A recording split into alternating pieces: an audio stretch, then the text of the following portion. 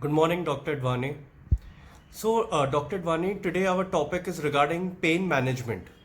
Now, a lot of cancer patients sometimes go through a lot of pain during the treatment, or maybe after the treatment, or maybe before the treatment. So, what are your recommendations that if you are a cancer patient and if you're going through pain, what should they do? And whom should they go to?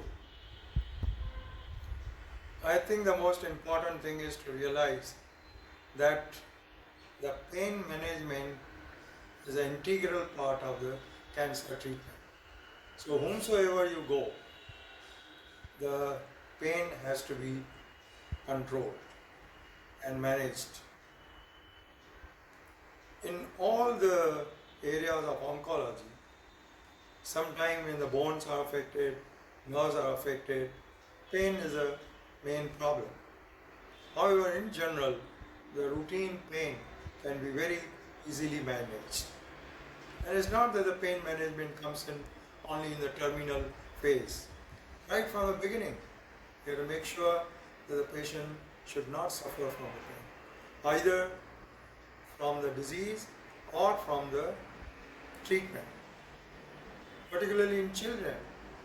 In olden days, people used to do the lumbar punctures and various other procedures by holding the child.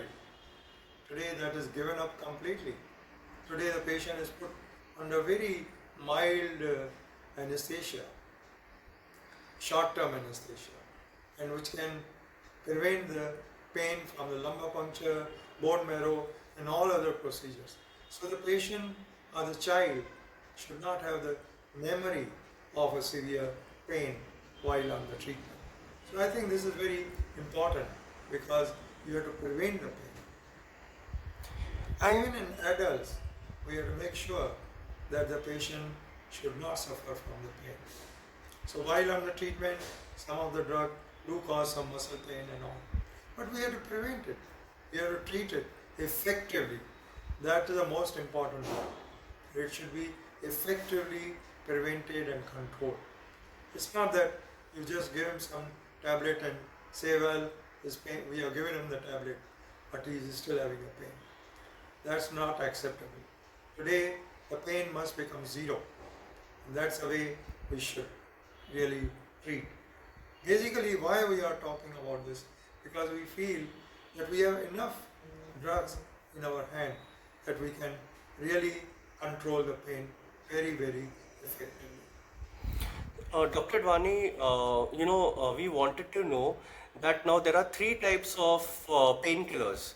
One is the normal pain tablets, which you or me can have when we get a normal headache, and one is called morphine, which is a very high-end painkiller, and then you have Duragesic patches, which are put on your skin to absorb the painkiller, and it's very effective for cancer patients. So, what do you feel like? Which one should be taken when? I think WHO has also defined about this three-step mechanism. First step is routine, like we use the various simple drugs like crocin and paracetamol. All these drugs are used and brufen, and they are used in general for a mild type of the pain, and they are very effective. So every patient does not need a very aggressive painkillers. The second step comes where there are pre-opioids. They are not opium containing drugs, but they are pre of that. And those are the drugs, that's the second stage. That's how drugs are used. And then the final stage is the morphine and the Duragesic patch and all. Duragesic patch is also morphine basically. So it's just that mode of administration is different. Otherwise same, whether you use morphine tablet or the patch. The most important thing is not that you use the morphine. Sometimes patients come and tell me, oh, I have taken the morphine, it's useless. It does not give me the pain relief. Here is the problem. Problem is at the doctor's level. The doctors have not told him to take enough morphine to prevent the pain completely or to take care of the pain completely. Doctor just prescribe, say, 3 times a day, and maybe that's not enough. Pain is so severe, and therefore dose adjustment is very important. Similarly, the Duragesic patch or the patches which we use for the pain management, whether it's 25, 50, 75, 100, all these things, strength are available. So depending upon the relief, one can increase or decrease the dose. So I think the most important thing is not only the drug, but the drug dosage. And most of the people, patients, relatives, they have a great inhibition about giving the adequate dose to the patient. They feel that the patient should bear the pain. They don't realize that bearing the pain is a very dangerous situation. And therefore, I think that not only that we have to use the drugs stepwise, but also use all these drugs in a dosages which are effective, as well as they don't cause any side effects. Among all the painkillers, even the stage 1 and stage 2 painkillers, the safest is morphine, and which many people don't realize, but that's the safest. It has got no side effect in terms of the kidney, lung, heart, or any other organ. It's the safest painkiller, and therefore I think the use of the morphine is really one of the most commonest use which is being pushed by all the experts. So sir, can you tell me that pain is severe for only 4th stage cancer or 5th stage cancer, or can be severe in the 1st stage, 2nd stage as well? No, it's nothing to do with the stage of the disease. Depends upon which area is affected. Like even in the first time, if the spine is affected, you will get the pain. So it's nothing to do with the stage. But obviously, when you have advanced stage, the chances of getting the pain is much more. But the pain can occur at any time. And there are some patients who go to their doctors. They have been suggested that you take it, as you said, you take it 3 times a day, but still the pain is still there. So what should they tell the doctor when they go back to the doctor? Should they tell them that you increase my dosage because the pain is not going, or what should they do?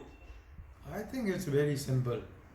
Go back to the doctor and tell them, well, I have taken this and I have no relief. The relief is very little. And once you do that, doctors will automatically adjust. It's not just the dose adjustment, it's also the combination. Sometimes we combine the patch along with the morphine tablets, and that becomes more effective. Or sometimes even the stage 1 drugs like crocin and all is also added along with the morphine. Again, you can get a relief. So there are many ways by which we can control the pain, and all of these things have to be utilized to make sure that the pain is prevented and controlled. Last thing, Dr. Dwane, there are a lot of doctors who are very hesitant to write narcotic products because it comes under Narcotic Act. So they are scared that how much should we write, or is there a level what we can write and what we can't do? Would we fall in trouble if we write narcotic products to the patient? And so what do you feel about that? I think this is all the wrong concept and maybe faulty education. That's the important thing. It's a faulty education. There's nothing like the dose limitation for any painkiller. And so I think it's a faulty education system that people have not learned how to manage the pain in such a situation. So if you have a clear insight, nobody will be afraid. The main problem, the fear is among all the people that patient will develop addicted to the morphine. I think that's a important wrong, or I would call it myth in the society. Not only doctors, but even the patients' relatives. Everybody feels that he will get addicted. I have never seen addiction of morphine after using the morphine in lakhs of patients. Why? Because morphine produces the addiction only when you get or use it, the morphine, for a kick. But when you use it to relieve the pain, it can never cause any addiction. So that chances of addiction are close to zero when you are using the morphine as a treatment. So, Dr. Dwani, you believe that cancer patients should never undergo any pain through any stage. The doctor Absolutely. should make sure of that. I think that's very important. Not only the fact that more and more technology are developing to make sure that everything is absolutely painless. Even the putting the IV needle, it's a painful thing. And to put it particularly in children, you need a technique. You have to anesthetize that area by applying some superficial anesthetic and then nicely just do it. I think that's the way the whole management is changing. That experts are coming in a way that ultimately patients should not suffer any pain. So, Dr. Dwani, for children and for elderly people also, you can use morphine and Duragesic patches if they have pain. Absolutely, absolutely. There's no limitation. Okay. Thank you so much, Dr. Dwani. Thank you.